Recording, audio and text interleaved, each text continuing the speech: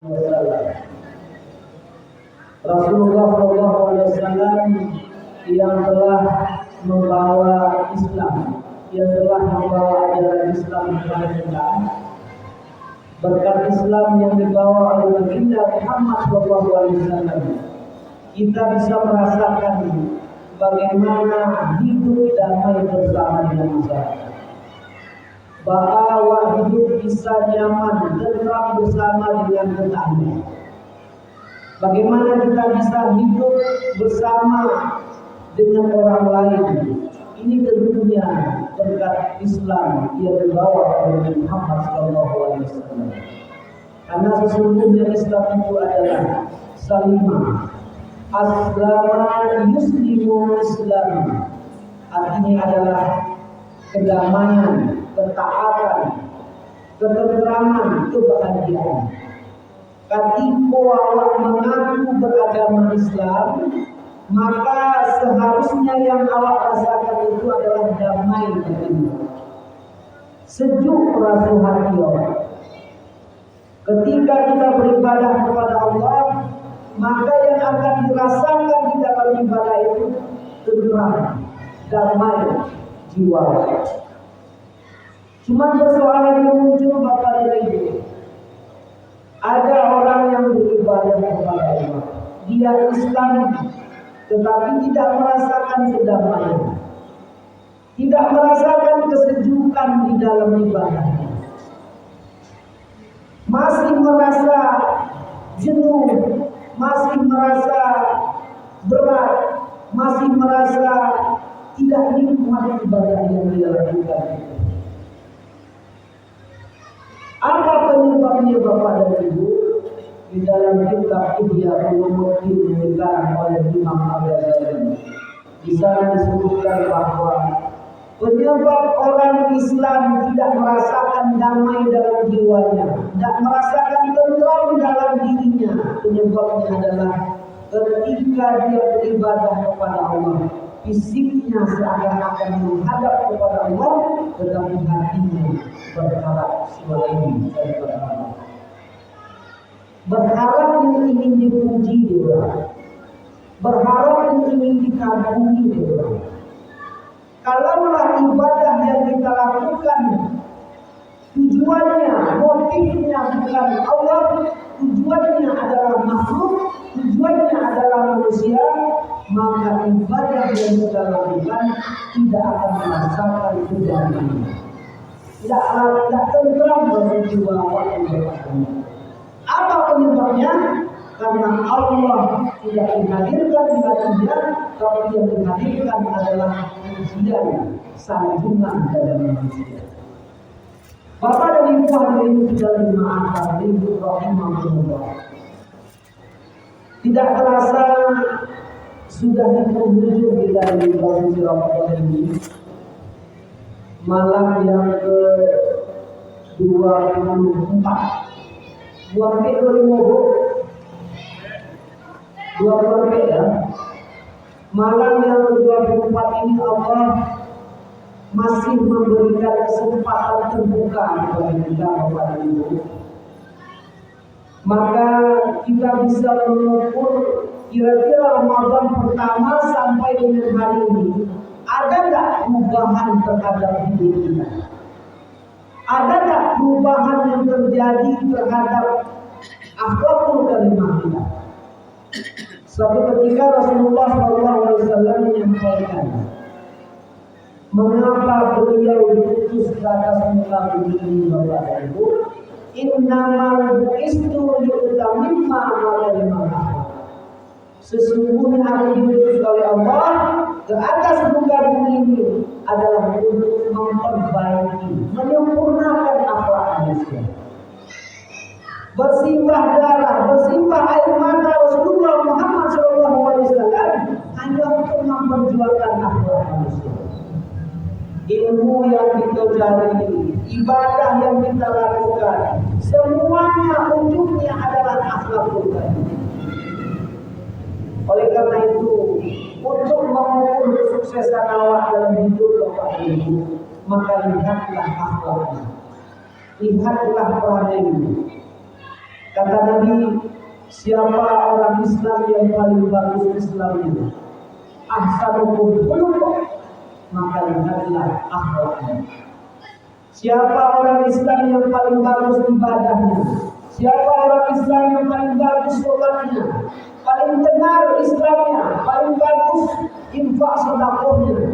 Kata Nabi, ahsanukum khuluqan, maka lihatlah akhlaknya, lihatlah peranainya.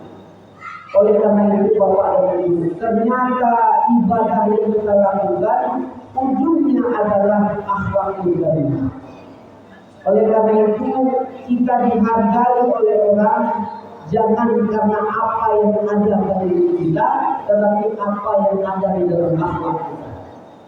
Ketika kita menjadi seorang pejabat, pangkatnya tinggi, harta kita banyak, kalau kita dihargai oleh orang karena itu, maka ketika kita tidak punya harta, tidak punya pangkat, tidak punya jabatan, maka tidak akan dihargai oleh orang.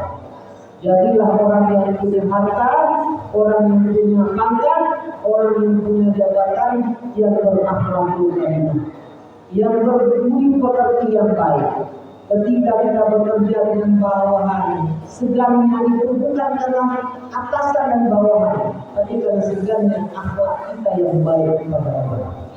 Oleh karena itu Bapak dan Ibu, Ramadan yang kita jalani ini minimal ada perubahan dari akhlak dari manusia. Bapak dan Ibu hadirin sidang dimakamin yang berbahagia. Selanjutnya yang disampaikan dalam hadis Nabi itu, siapa orang Islam yang paling takut kepada Allah Subhanahu wa taala, maka ahsanukum khuluqan, jadilah peranainya, lihatlah tingkah lakunya. Apa maksud takut di sini Bapak dan Ibu? Takut terhadap perbuatan apa yang akan dia lakukan. Mulai dari tangannya, mulutnya, pikirannya, kakinya, telinganya, berhati-hati setiap apa yang akan keluar dari fisik kita. Apakah perbuatan dosa atau perbuatan berpahala.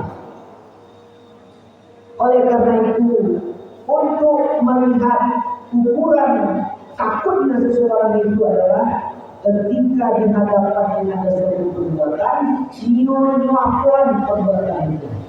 Apakah perbuatan itu dia sesuaikan dengan ketentuan Allah, maka di saat itulah dia takut kepada Allah. Tapi kalau tidak disesuaikan dengan ketentuan Allah, maka di saat itulah dia tidak takut kepada Allah Subhanahu wa taala. Sebagai contoh Bapak dan Ibu, hatiku awak sebagai pedagang, apakah timbangan sudah sesuai dengan ukuran?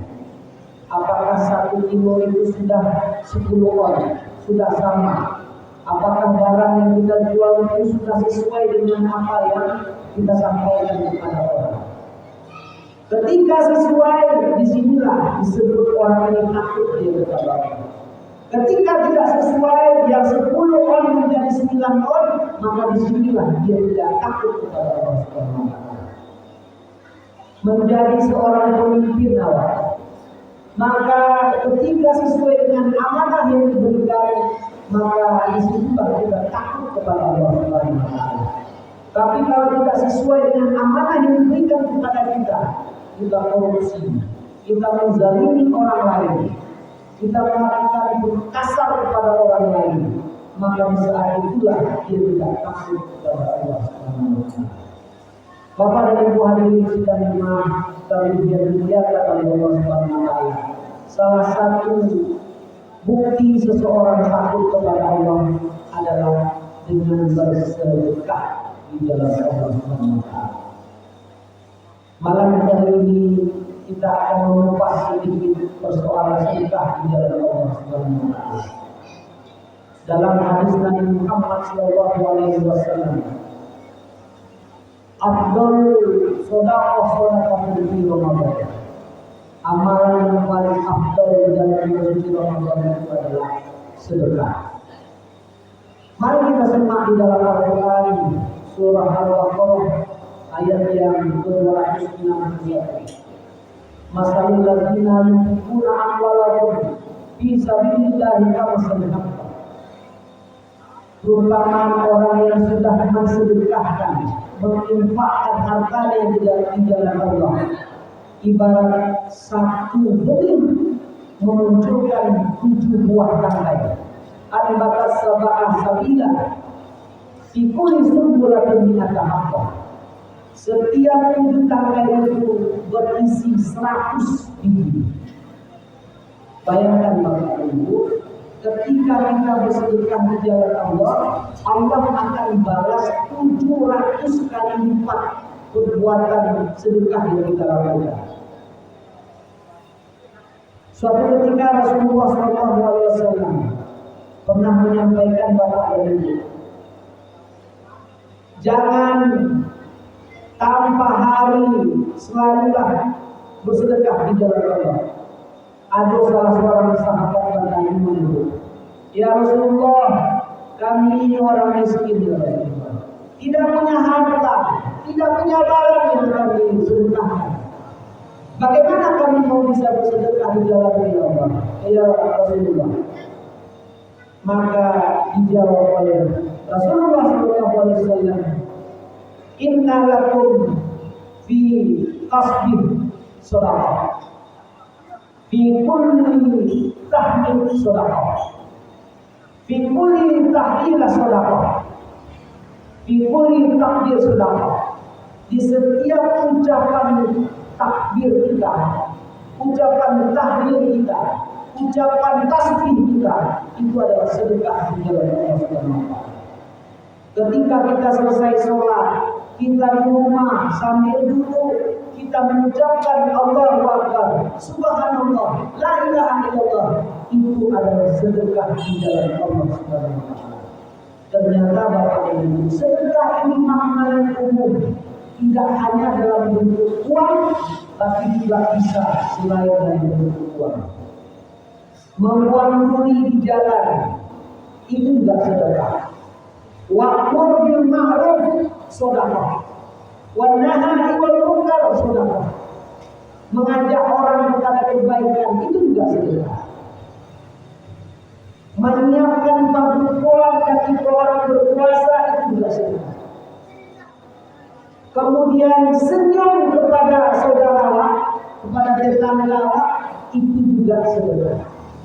Jadi Bapak dan Ibu hadirin sudah 5 kali yang berbahagia, ternyata sedekah ini luas maknanya. Yang mungkin selama ini kita anggap sedekah itu adalah dalam bentuk materi, dalam bentuk uang, tapi di dalam hadis Nabi Muhammad SAW ternyata sedekah tidak hanya dalam bentuk materi, tidak bentuk uang, tapi juga dalam bentuk ucapan, sikap yang kita lakukan kepada orang lain, ini juga sedekah di dalam Allah Subhanahu wa taala. Sebagai contoh, kita pembangunan di Masjid Nurul Hidayah. Kita tidak punya harta untuk bisa menjadi donasi, menjadi donatur untuk masjid kita, maka kita bisa menggunakan fisik kita, tenaga kita untuk bisa bersedekah, membantu mengaduk semen, membantu untuk mengangkat bata dan lain sebagainya. Itu juga sedekah. Tidak mampu kita dalam bentuk fisik, maka boleh dalam bentuk ide, dalam bentuk pendapat yang membangun, pendapat yang baik, itu juga sedekah. Tapi jangan pendapat yang menjatuhkan. Nah, itu yang paling banyak. Ambo juga seorang ketua pengurus masjid. Yang banyak itu pendapat yang mematahkan semangat pengurus. Tapi ini adalah ujian. Sebagai seorang pengurus masjid memang harus kuat kita, harus kuat mental kita. Pasti banyak cobaan, pasti banyak mulut-mulut yang akan sampai ke hidup kita. Yang penting kita jalan terus, niat kita adalah membangun masjid Allah. Semoga Allah juga akan siapkan rumah kita di surga. Bapak dan Ibu ada yang berbahagia, Abu Jalil, ibu-ibu, dan mulai kapal moyong. Kalau di lautan, kalau laut kapal, ombaknya kadang. Kalau ombak kadang, kalau di kalian kapal, karam kapal. Supaya kapal tidak jadi karam, maka diraja awan yang kapal. Sehingga tidak jadi karam. Demikian saja. Wallahu a'lam bishawab.